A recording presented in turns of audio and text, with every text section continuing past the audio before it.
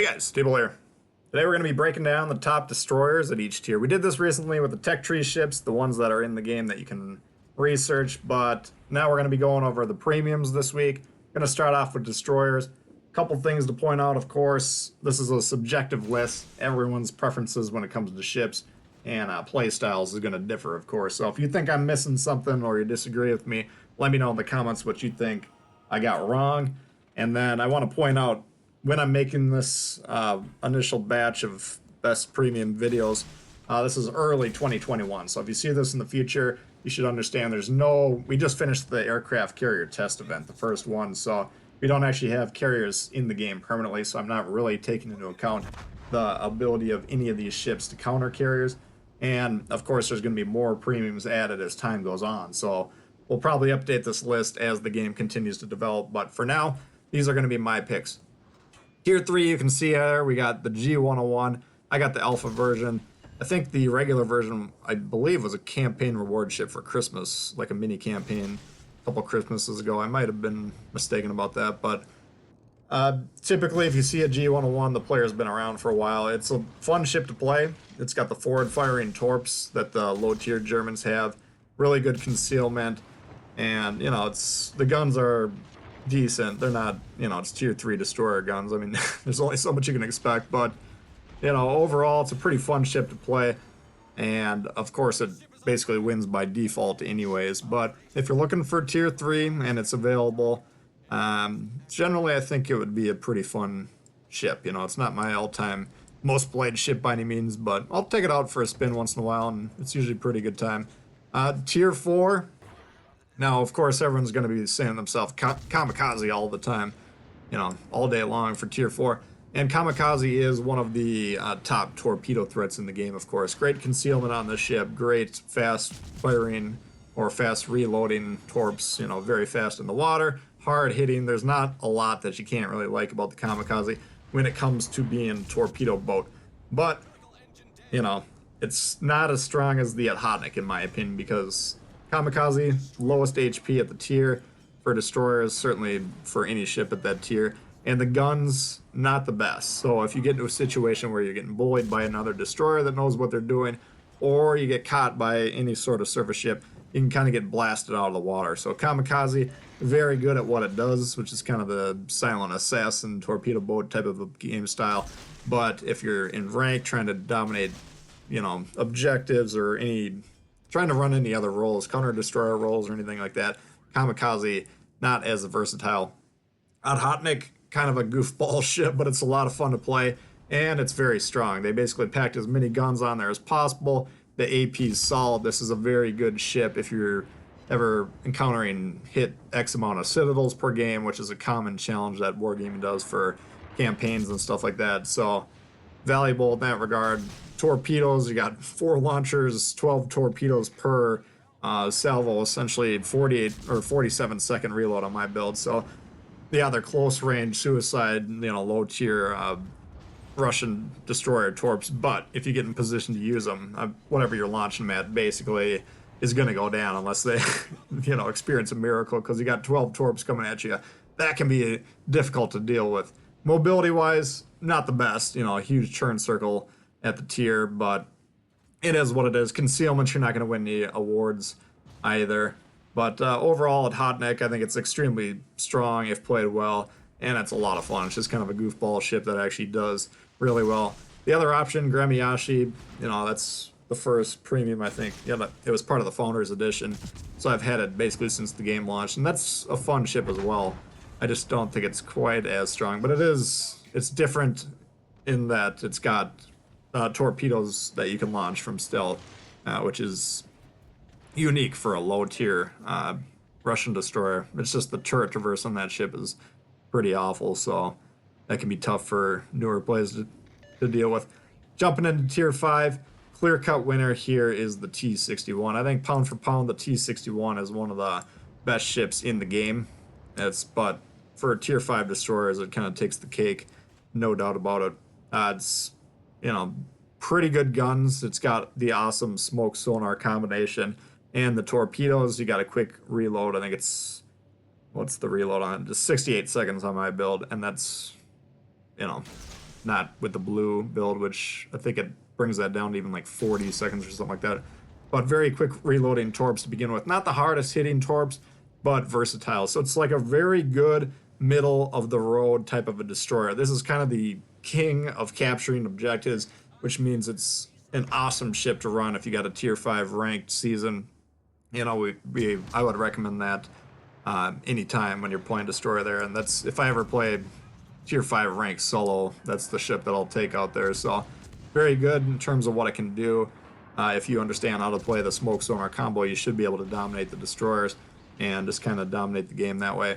The other ones at this tier, they're all decent. You know, I got Monahan, Gallant, and the French Eagle are the other ones that have been released so far, at least that I'm aware of. None of them, you know, they're all kind of decent in their own regard, but none of them really stand out to me. So T61, in my opinion, just kind of takes the cake. Again, I would say it's one of the strongest ships in the game overall. If you're comparing it to like the tier and the competitors at the tier. Tier 6, I think, is by far the most interesting tier for destroyers, kind of hands down. You can kind of take your pick. You can see here I've gone with Leningrad. I'll explain more when we get to that, but you got Kid. Kid is one of my favorite ships. I know that's got solid AA as well, so that will only go up in value once the carriers come. But right now, that I consider the Kid one of the apex predators when countering enemy destroyers. You got the heal, you got rapid firing guns. You know, it's what's not to like about the Kid. It's just basically capture and control objectives, kill all the enemy destroyers, and then go home knowing that you did a job well done. That's basically all you're there to do.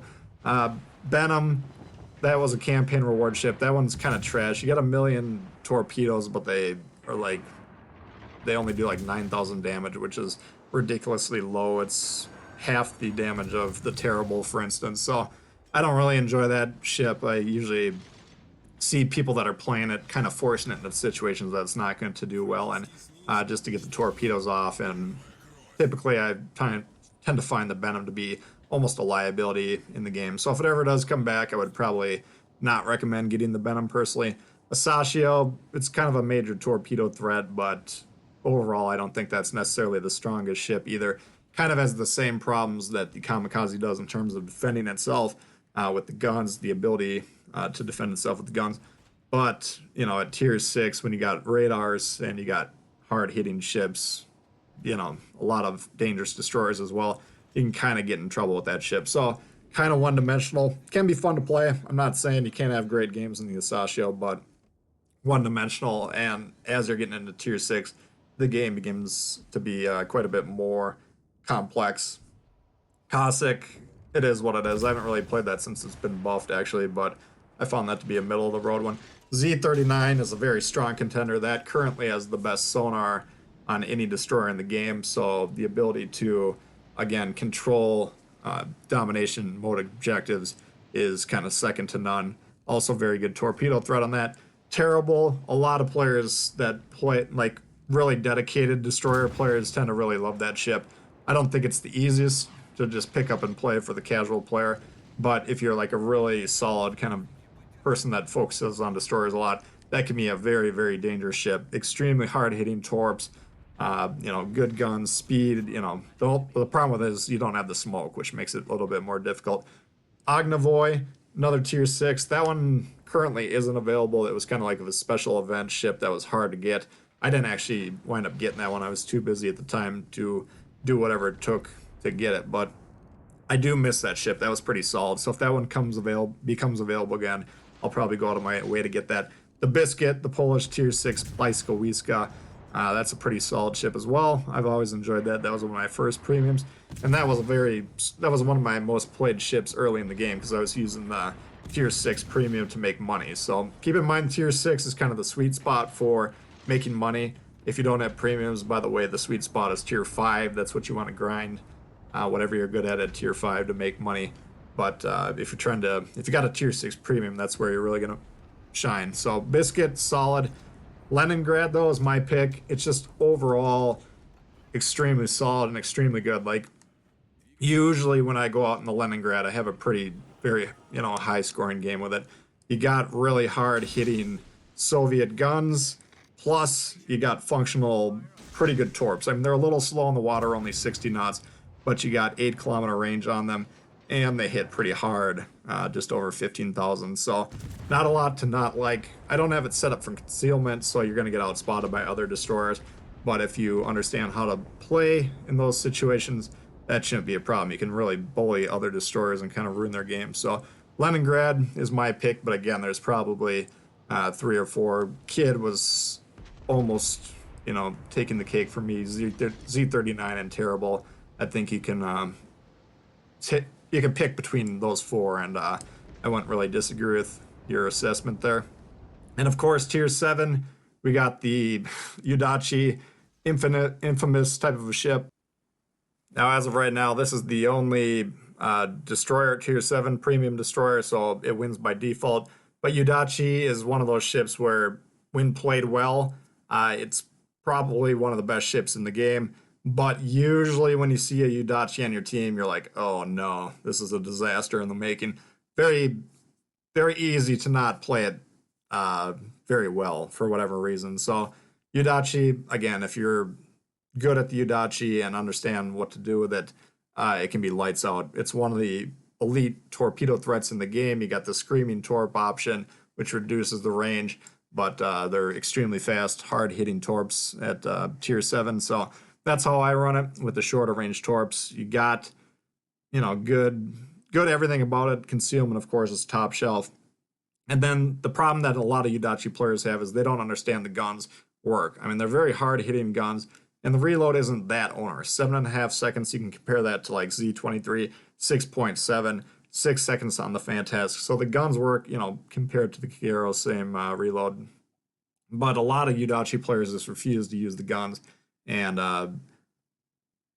they tend to focus just on torpedoing battleships in particular, with foregoing capturing bases, foregoing spotting, foregoing trying to counter the enemy destroyers, which you can do with the Udachi. You just have to adjust how you do it, and we're not going to get too deep into that here, but it can do a lot of different roles, but if played poorly, it just focuses on kind of the least important role, which is getting damage with the torpedoes. And if that's the type of destroyer player you're going to get at tier 7, you're going to have a hard time winning that game. So always be cautious when you got teammates playing the Udachi, but if they're playing it well, know that you're probably going to win that game, because a well-played Udachi is a dominating force. So anyway, that's going to conclude it for my picks there, guys. Destroyers currently have the least amount of ships out of all the premium classes, so this one was a little more straightforward. We'll be covering the cruisers and the battleships coming up soon, but if you did enjoy this one, please hit the thumbs up. New to the channel, consider subscribing. We got lots of World of Warships coming all the time.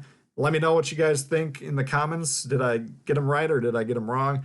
Let me know your thoughts there, and we'll see y'all later. Peace.